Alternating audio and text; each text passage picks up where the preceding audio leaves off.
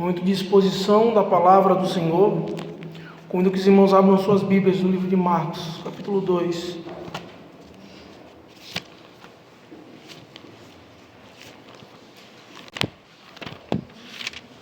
Marcos, capítulo 2, versículo 13 ao versículo 17. Marcos, capítulo 2, do versículo 13 ao versículo 17. Estamos expondo o livro de Marcos. Deus nos deu graça de terminar o primeiro capítulo. Estamos já passando hoje da metade do segundo capítulo. Marcos, capítulo 2, do versículo 13 ao versículo 17. Diz assim a palavra de salvação. De novo saiu Jesus para junto do mar, e toda a multidão vinha ao seu encontro, e ele os ensinava. Quando ia passando, viu a Levi, filho de Alfeu, sentado na coletoria, e disse-lhe: segue-me. Ele se levantou e o seguiu. Achando-se Jesus à mesa na casa de Levi, estavam juntamente com ele e com os seus discípulos muitos publicanos e pecadores, porque estes eram em grande número e também o seguiam. Os escribas dos fariseus, vendo-o comer em companhia dos pecadores e publicanos, perguntavam aos discípulos dele: por que come e bebe ele com os publicanos e pecadores? Tendo Jesus ouvido isto, respondeu-lhes: os sãos não precisam de médico, e sim os doentes. Não vim chamar os justos, e sim pecadores. Amém.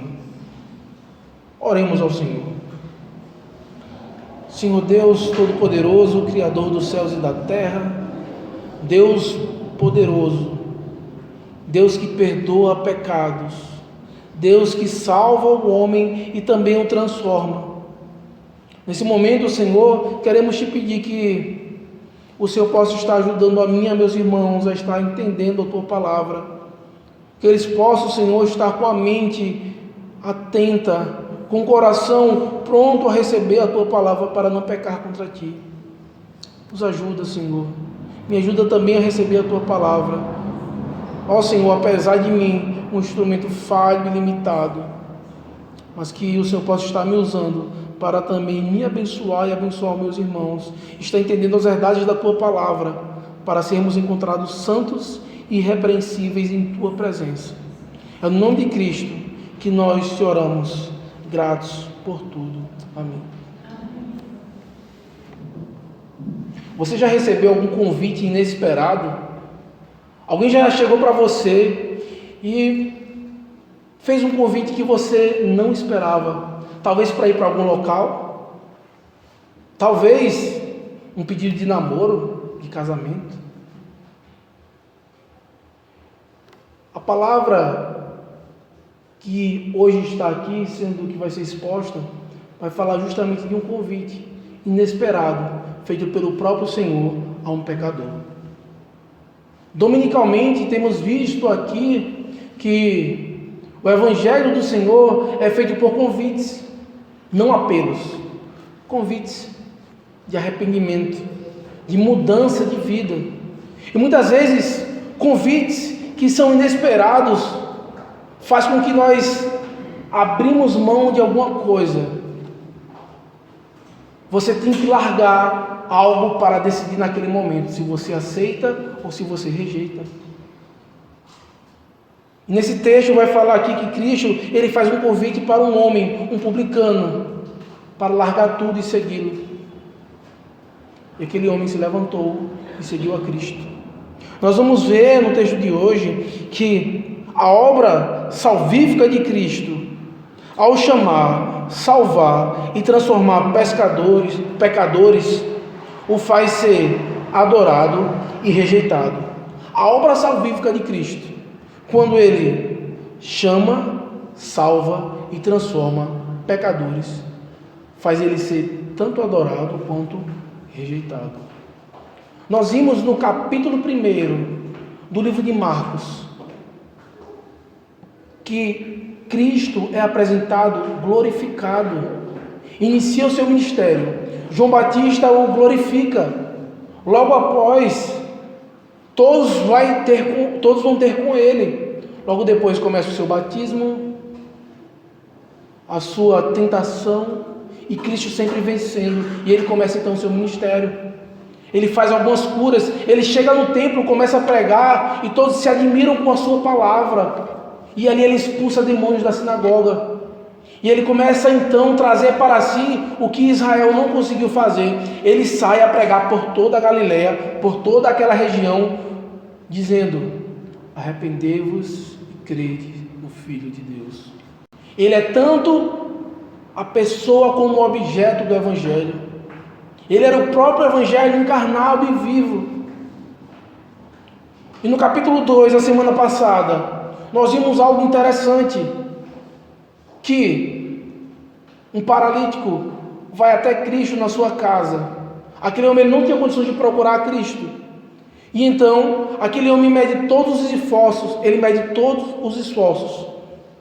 e vai e encontra Cristo. Eles sobem no primeiro andar, ele e seus amigos, eles abrem um teto na casa onde Cristo morava, e descem então ali aos pés de Cristo. E Cristo o salva. E naquele momento, aqueles que adoraram a Cristo de maneira verdadeira, aquele paralítico, o reconhece em toda a sua glória. No entanto, também há pessoas que o rejeitam. E vimos que, ao procurar Cristo, ao obedecê-lo, ao ir para a sua casa, há uma demonstração de quem o procura e de quem o rejeita. O capítulo 2 vai mostrar diversos momentos em que Cristo é rejeitado. As pessoas veem Cristo fazendo milagres, veem Ele salvando pessoas e mudando a realidade de várias pessoas, mas Ele também é rejeitado. No versículo 13 ao versículo 17, nós vamos ver que a obra salvífica de Cristo, ao chamar, salvar e transformar pecadores, o faz ser adorado e também rejeitado. No versículo 13 e 14, nós vamos ver ele sendo adorado. A obra salvífica de Cristo o faz ser adorado. E do versículo 15 ao versículo 17, nós vamos ver que a obra salvífica de Cristo o faz ser rejeitado. Então, de maneira bem simples, nós vamos ver essas duas coisas. Está muito claro no texto. Primeiramente, a obra de Cristo faz ele ser adorado, e logo após, a obra salvífica dele o faz ser rejeitado. Acompanhe, por favor, na sua Bíblia, o que diz a partir do versículo 13. Diz o seguinte: de novo saiu Jesus para junto do mar, e toda a multidão vinha ao seu encontro, e ele os ensinava. Então, a primeira coisa que a gente vê aqui é que, novamente, Cristo, ele sai, ele vai para junto do mar, e toda a multidão vinha ao seu encontro, e ali ele estava ensinando. Mas essa informação não é informação qualquer, de novo ele saiu.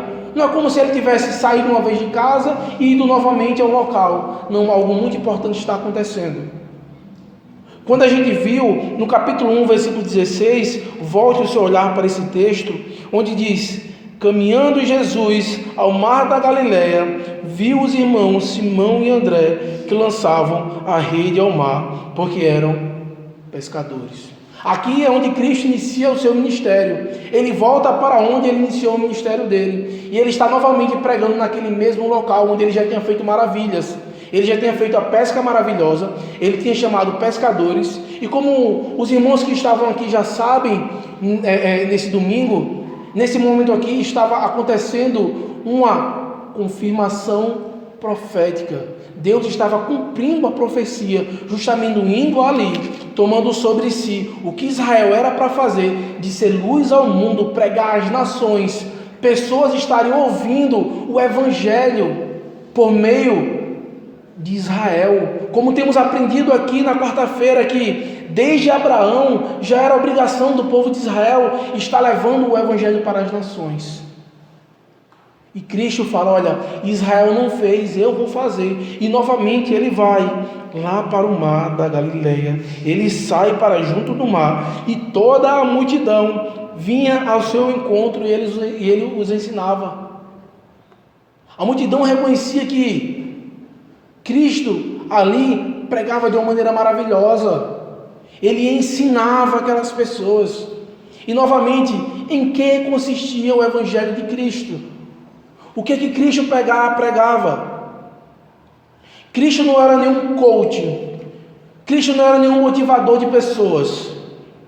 Cristo, ele não estava falando para você seguir sua vida, que ele lhe ama, independente de como você seja e de como você age. Esse não era o evangelho de Cristo. Esse não era o evangelho do nosso Senhor. Sabe em que consistia o evangelho de Cristo?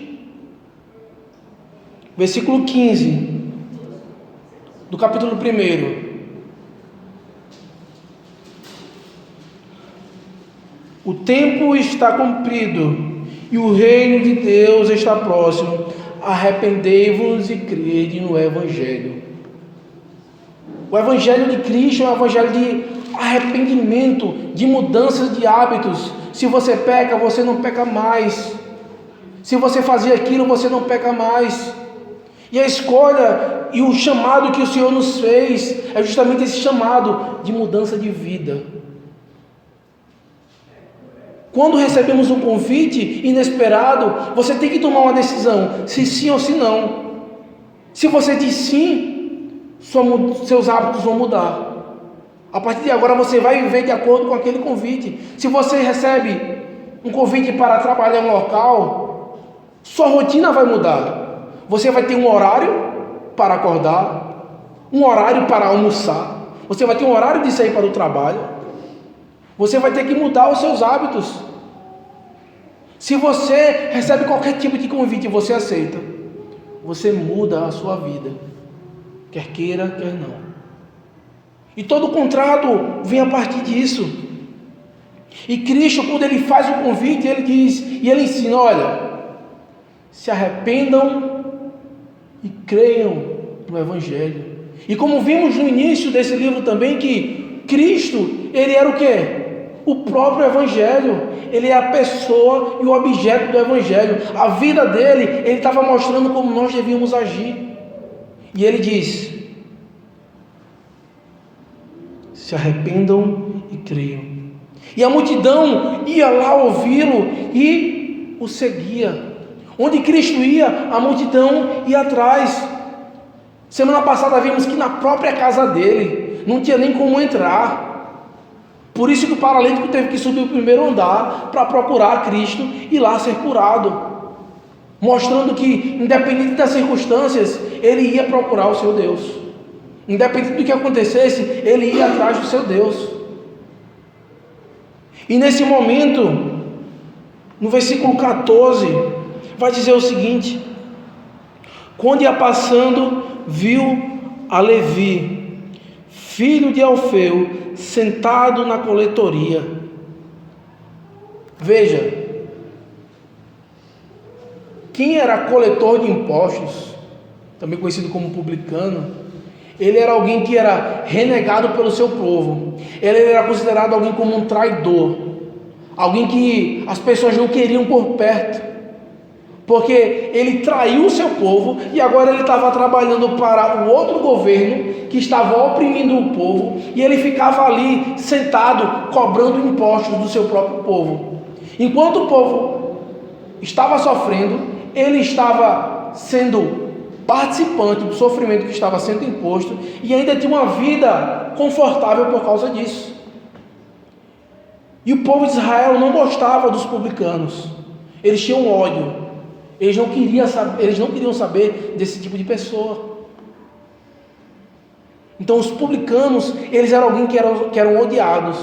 Ninguém ia para a casa deles e ninguém recebia eles em casa, porque eles tinham traído o povo.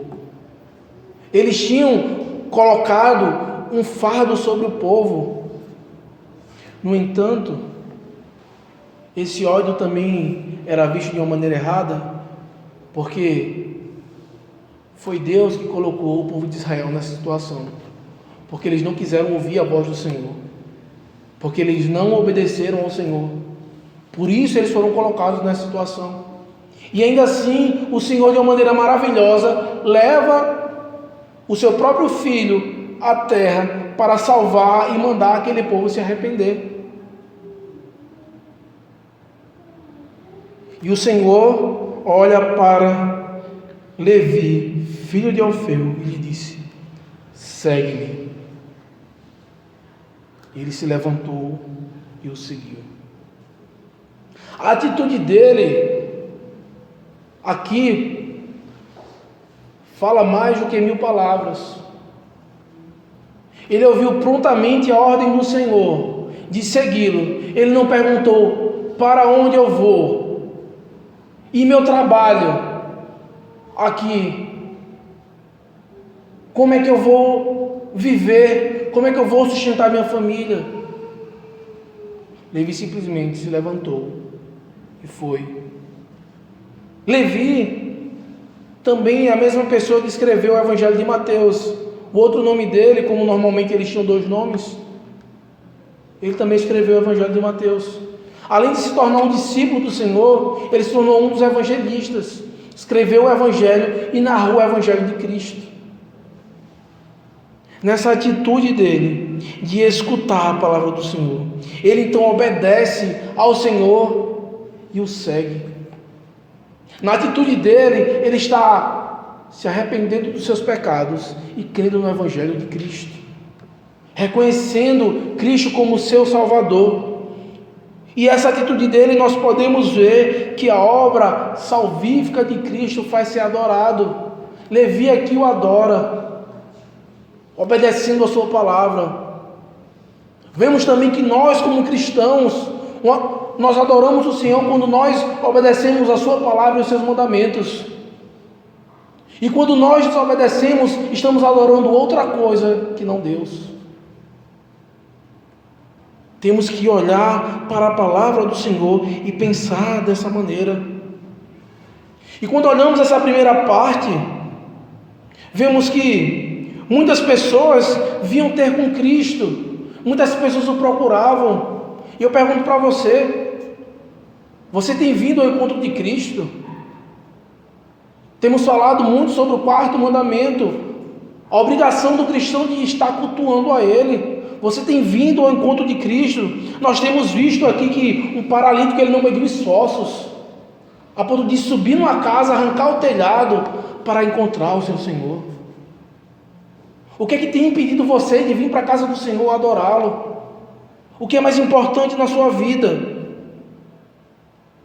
Outra coisa, vemos aqui na vida de Levi que a profissão dele era uma profissão imprópria. Muitas vezes, dificilmente aqui tem alguém que tem alguma profissão imprópria. Mas o que é que você tem feito com o seu trabalho? Ele redunda em louvor a Deus? Você tem glorificado a Deus com o seu trabalho? Temos que pensar a partir das Escrituras como é que nossa vida tem sido. Você tem obedecido o chamado de Cristo? Veja, muitos vinham ter com Ele. Ele falou para você: segue-me. Se arrependa dos seus pecados. Você diz que segue a Ele, mas realmente você tem caminhado para perto de Cristo? Você tem se aproximado dEle? Você tem lido a palavra? Você tem buscado Ele? Você tem largado tudo para servir a Cristo? O que é que tem impedido você de servi-lo? Veja esse Deus tão maravilhoso, esse Deus tão poderoso.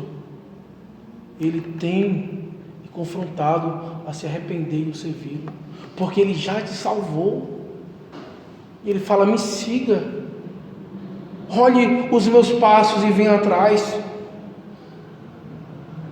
Esse é o Evangelho de Cristo. Ele nos deixou um exemplo. O Senhor Jesus Cristo, Ele não coloca nenhum fardo em que nós não possamos suportar. E quantas vezes vemos pessoas que colocam sobre os outros fardos insuportáveis. Mas Cristo, Ele é um Deus bom. Ele é um Deus que nos dá e derrama graça constantemente. E por isso nós devemos adorá-lo.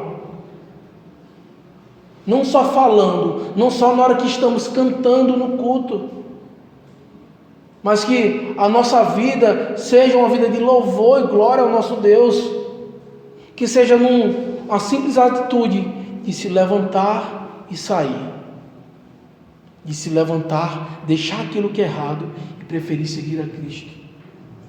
Quantas vezes você está em um local que o nome de Cristo está sendo difamado e você fica e você não fala nada? Se você não tem coragem de falar, ao menos saia. Quantas vezes as nossas atitudes têm aberto margem para que o nome de Cristo não seja engrandecido?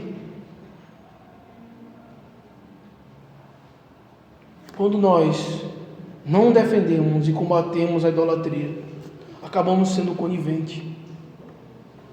E o Evangelho, meus irmãos, é algo que é totalmente uma antítese.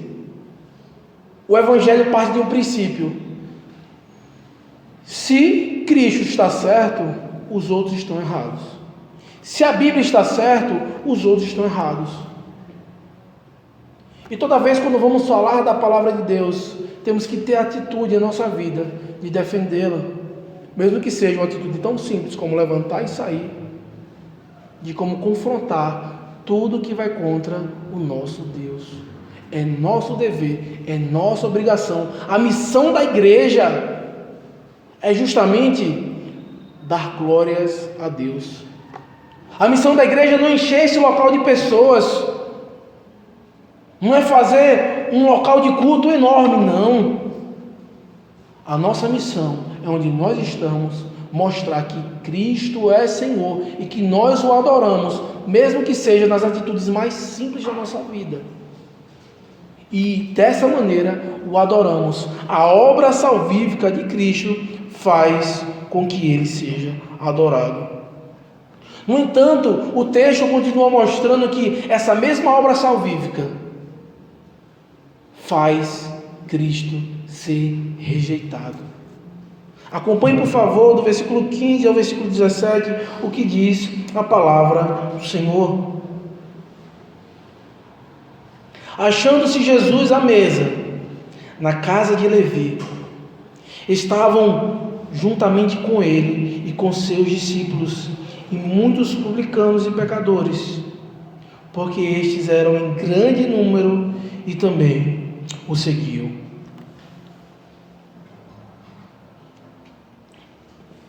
Veja, Jesus salva Levi e o chama. E a narrativa fala que de repente Cristo está na casa de Levi. E todas as pessoas que estavam seguindo a Cristo foi para lá também. E quando ele está na casa de Levi, e os seus discípulos também, e ali estavam vários coletores de impostos e vários pecadores, porque estes em grande número e também o seguiam. Veja, vários inimigos do povo de Deus, vários inimigos de Israel estavam ali reunidos, e Cristo entra no meio deles ali e está comendo e bebendo com eles. Jesus estava à mesa na casa de Levi no momento de refeição, e os escribas e fariseus, por meio dos princípios deles, diziam: a gente não pode nem comer essas pessoas, nem recebê-las. Eles não tinham piedade nem misericórdia daqueles pobres pecadores. Os próprios sacerdotes, os escribas, que eram responsáveis por cuidar do povo, para pregar o evangelho, eles olhavam para as pessoas e não tinham misericórdia. É como se ele dissesse o seguinte: é melhor que ele vá para o inferno mesmo. Não é bom que ele conheça essa verdade. Eu prefiro que eles sofram somente a ira de Deus. É isso que eles estavam fazendo. Eles não queriam comunicar a verdade para essas pessoas. Essa atitude desses homens era totalmente o contrário do que Cristo tinha acabado de fazer. Veja, Cristo ele se aproxima de Levi, um publicano, no meio da multidão. O Senhor passa, olha para ele e diz: segue-me. No meio de uma multidão, o Senhor escolhe justamente um publicano, alguém que é odiado, para salvar. E a atitude de não querer falar, de não querer chamar, de não querer apresentar Cristo para as pessoas, os escribas, mostram como a vida deles era contrária à própria vida do seu Senhor. E Cristo aqui nos dá um exemplo de como devemos agir. Devemos pregar o Evangelho, devemos procurar as pessoas necessitadas, as pessoas que têm sofrido por conta do pecado, e convidá-las para estarem aqui, cultuando ao Senhor, ouvindo a palavra dEle. E eu pergunto a você: você tem se aproximado de pecadores para apresentar a Ele a palavra de Cristo? As oportunidades que você tem realmente dito: olha, a palavra de Cristo diz isso, diz que você tem que se arrepender dos seus pecados e crer no Evangelho. Cristo ele pode resolver o seu problema, Ele pode te dar paz, Ele vai resolver o teu maior problema, que é a condenação eterna. Se arrependa dos seus pecados e creia em Cristo. Você tem se aproximado das pessoas e tem falado isso? Você tem dito a elas que não há melhor lugar do que ela está, do que na casa do Senhor, adorando junto com a igreja visível, engrandecendo o nome dEle, ouvindo a sua palavra? Ou você tem agido como os escribas e fariseus, prefere que eles não saibam, que eles vivam a vida dele e que é melhor que eles vão para o inferno? Como é que tem sido a nossa atitude? Como é que nós temos agido com as ordenanças do Senhor? Nós temos que ponderar: será que temos agido como Levi? Levantando e não importa o que aconteça, abro mão de tudo e sigo a Cristo? Ou eu prefiro viver em um contexto de uma paz que não é tão perceptível, que na hora que quando você abre a boca, ninguém quer lhe aceitar? Nós temos que pensar e ver que a atitude de Cristo era justamente de confrontar aqueles que não entendiam o seu Evangelho.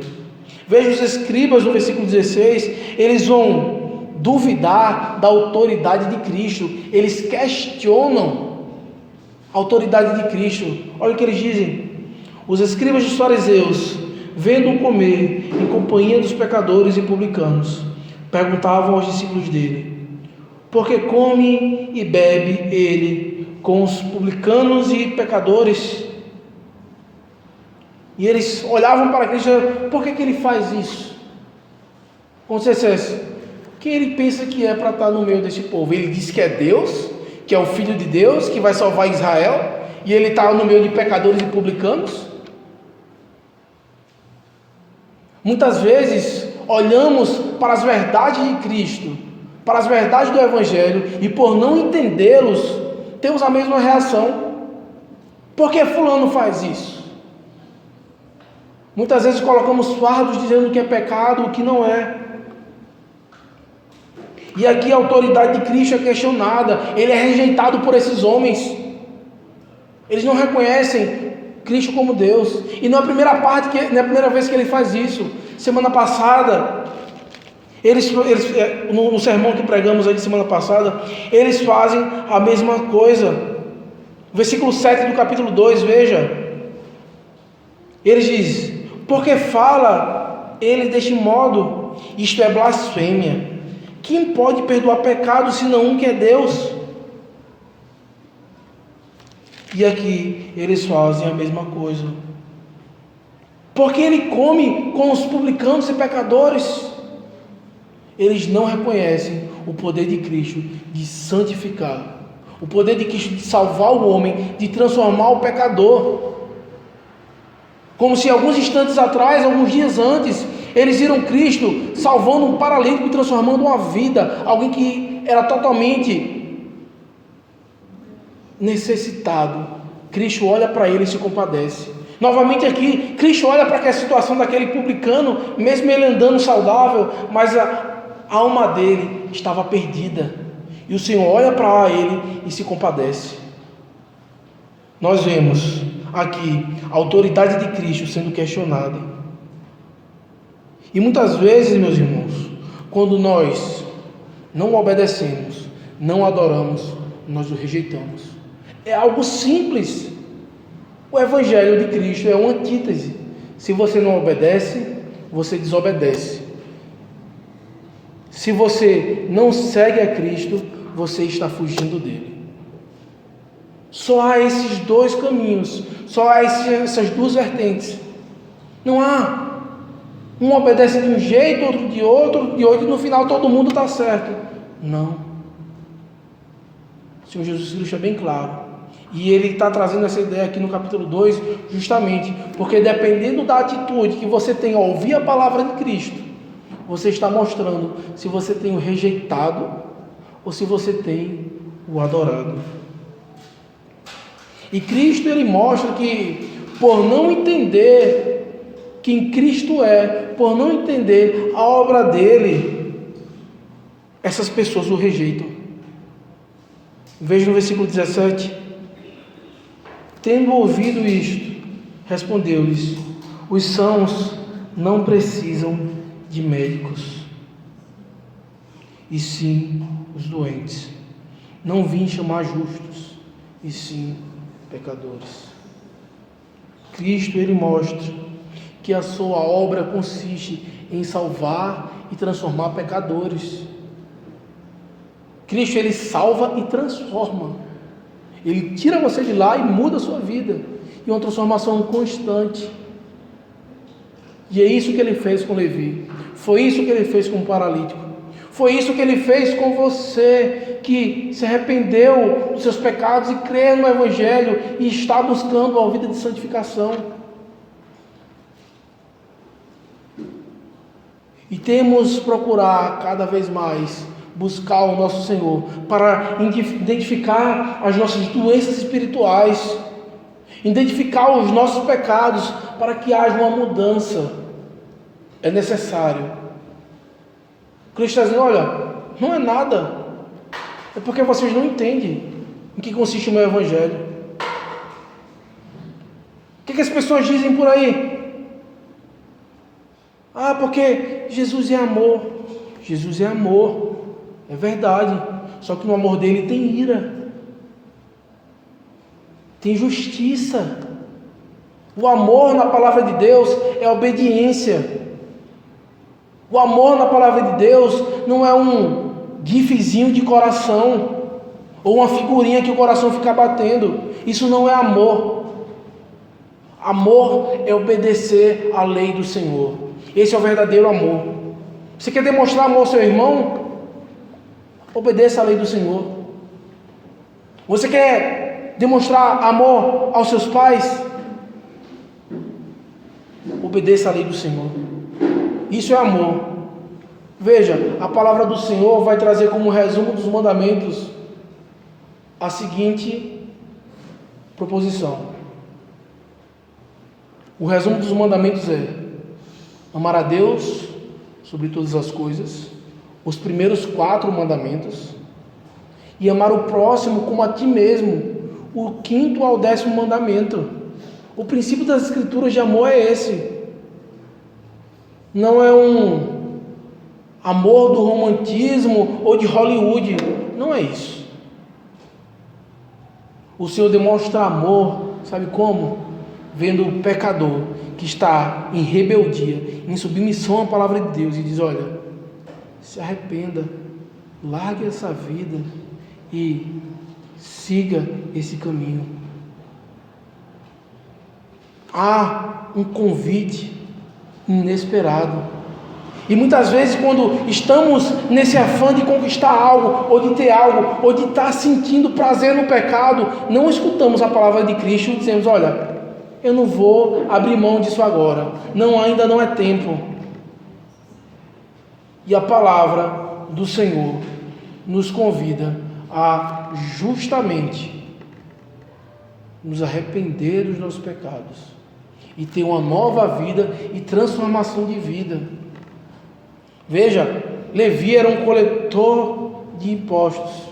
Ele tinha o trabalho dele, ele tinha a segurança dele, mas ele preferiu obedecer à voz de Cristo. O convite que o Senhor faz não é para você largar o seu emprego, não é para você largar a sua vida, sair agora, abandonar tudo e seguir. Não. O convite que Cristo lhe faz é de arrependimento de pecados. Que se você tem pecado no seu trabalho, você mude os seus hábitos. Se você tem pecado no seu lar, você mude os seus hábitos. Se você tem pecado desobedecendo seus pais, desobedecendo a igreja, que você mude os seus hábitos. Se você tem pecado tratando mal o seu filho ou aquele que está subordinado a você, você mude seus hábitos. Se você tem pecado contra o Senhor, faltando o culto, você se arrepende e muda os seus hábitos. Essa é a vida de um cristão. Essa é uma vida de arrependimento. Não é uma vida de constância em pecados. E eu não gosto de que alguém fale que eu estou errado. Se você olhar para Deus, para a santidade dele, você vai perceber que você tem pecado contra ele. Se você olhar para as Escrituras, você percebe que você tem pecado contra o Senhor. Mas se você olhar as mesmas Escrituras, você percebe que esse Senhor é misericordioso, que Ele morreu na cruz em seu lugar para pagar por esses pecados.